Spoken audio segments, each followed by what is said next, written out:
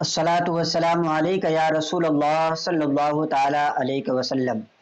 हमारे कई भाइयों की तरफ से ये सवाल आता है कि हज़रत हमें ये बताया जाए कि जब हम अल्लाह तबारक व ताला की बारगाह में दुआ करते हैं तो हमें कैसे पता चलेगा कि अल्लाह रब्बुल इज़्ज़त हमारी दुआओं को कबूल करता है या हमारी दुआओं को कबूल नहीं करता है। दुआ एक ऐसी चीज़ है जो अल्लाह तबारक व ताला को बेहद पसंद है और अल्लाह खुद इरशाद फरमाता है उदऊनी फस्तजिब लकुम कि मुझसे दुआ करो मैं तुम्हारी दुआओं को कबूल करूँगा। और आक़ाए दो आलम सल्लल्लाहु ताला अलैहि वसल्लम इरशाद फरमाते हैं अद्दुआउ मुखुल इबादा कि दुआ जो है यह इबादत का मग़ज़ होता है। अल्लाह तबारक व ताला अपने बंदों पर बेपनाह रहीम और बेपनाह मेहरबान होता है। अल्लाह अपने बंदे की कोई भी दुआ ऐसी नहीं होती है जिसको वो कबूल नहीं फरमाता है। ये और बात है कि कभी कभी ऐसा होता है कि ज़ाहिरी तौर पर हमारे सामने उन दुआओं के कबूल होने के असरात नज़र नहीं आते हैं,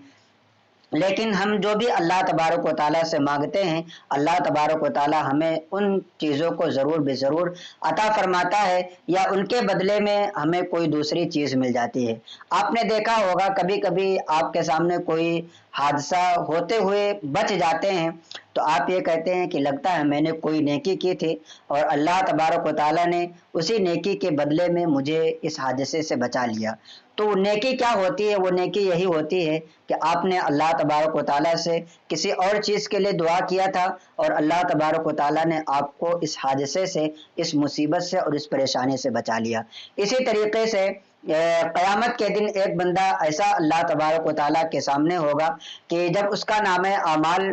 फरिश्ते सुना रहे होंगे तो वो कहेगा कि मौला मैंने तो इतनी सारी नेकियां की ही नहीं है, ये सारी नेकियां मेरी नहीं है। तो अल्लाह तबारक व ताला इरशाद फरमाएगा कि ऐ मेरे बंदे, तो जो मेरी बारगाह में दुआएं किया करता था, जो दुआएं तेरे हक में उस वक्त मुनासिब नहीं हुआ करती थी, उन्हीं दुआओं को मैंने तेरे लिए दूसरी चीज़ों से बदल दिया। तो वह बंदा कहेगा कि काश मेरी दुनिया में कोई भी दुआ कबूल ना होती और अल्लाह तबारक व ताला मुझे इस जैसे अजीम नेमत से सरफराज फरमाता। तो दुआ के कबूल होने की सबसे बड़ी अलामत जो बुजुर्गान दीन ने बयान फरमाया है वो ये है कि अगर बंदे को ये तौफीक मिल जाती है कि वो अपने हाथों को अल्लाह रब्बुल इज़्ज़त की बारगाह में उठा लेता है, अल्लाह तबारक व ताला की बारगाह में गिड़गिड़ाने का उसे मौका मिल जाता है, तो यह मौका मिलना ही बंदे के लिए यह अलामत होती है कि अल्लाह तबारक व ताला उससे राज़ी है, अल्लाह उसकी दुआओं को कबूल फरमाता है।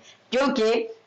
किसी बंदे को दुआ की तौफीक मिल जाना और किसी बंदे के हाथों का अल्लाह रब्बुल इज़्ज़त की बारगाह में उठना ये बंदे की अपनी मर्जी से नहीं होता है, बल्कि अल्लाह रब्बुल इज़्ज़त जिसे तौफीक अता फरमाता है वही बंदा अल्लाह तबारक व ताला की बारगाह में दुआएं करता है, रोता है, गिड़गिड़ाता है, अपने गुनाहों से माफ़ी मांगता है। लिहाजा अगर आपके दिल में कभी ऐसा शक पैदा होता हो कि हमारी दुआ कबूल हुई या ना हुई, तो आप यही चीज़ को ध्यान में रखें कि अल्लाह ने अगर हमें अपने हाथों को उठाने की तौफीक अता फरमाई है तो इसका मतलब ये है कि अल्लाह हमसे राज़ी है और हमारी दुआओं को कबूल भी फरमाता है। एक बुजुर्ग फरमाते हैं, उनके एक मुरीद ने कहा था कि मैं नमाज पढ़ता हूँ लेकिन नमाज में दिल नहीं लगता है। तो उन बुजुर्ग ने कहा कि उसके बावजूद नमाज पढ़ते तो हो?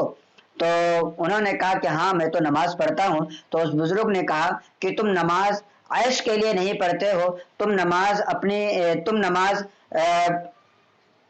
अपने ऐश के लिए नहीं पढ़ते हो, बल्कि तुम नमाज इसलिए पढ़ते हो कि तुम अल्लाह तबारक व ताला के बंदे हो और अल्लाह तबारक व ताला की बारगाह में सजदा करने की तौफीक मिल जाना ये सबसे बड़ी अलामत होती है। और एक बुजुर्ग से ये पूछा गया कि हमारी नमाजें कबूल हो रही हैं या नहीं हो रही हैं, इस बारे में हमको कैसे पता चलेगा? तो उन बुजुर्ग ने फरमाया कि एक नमाज के बाद अगर दूसरी नमाज पढ़ने का मौका मैसर आ जाए, अगर दूसरी नमाज पढ़ने का मौका मिले, तो ये समझ लो कि अल्लाह तबारक व ताला ने तुम्हारे पहले वाली नमाज को कबूल फरमा लिया है। तो इसका मतलब क्या हुआ कि अगर अल्लाह तबारक व ताला आपको अपने हाथों को अपनी बारगाह में उठाने का तौफीक दे रहा है तो इसका मतलब ये है कि अल्लाह तबारक व ताला आपके दुआएं भी कबूल फरमा रहा है। तो उम्मीद करते हैं कि ये چیز آپ کو پسند آئی ہوگی، اپنے دوستوں احباب کو بھی اس کلپ کو زیادہ سے زیادہ شیئر کریں، اور اگر آپ کے اور دوسرے بھی مسائل ہوں تو آپ کمنٹ کریں، انشاءاللہ تبارک و تعالی ان تمام سوالات کے جوابات دیے جائیں گے۔ السلام علیکم ورحمۃ اللہ وبرکاتہ۔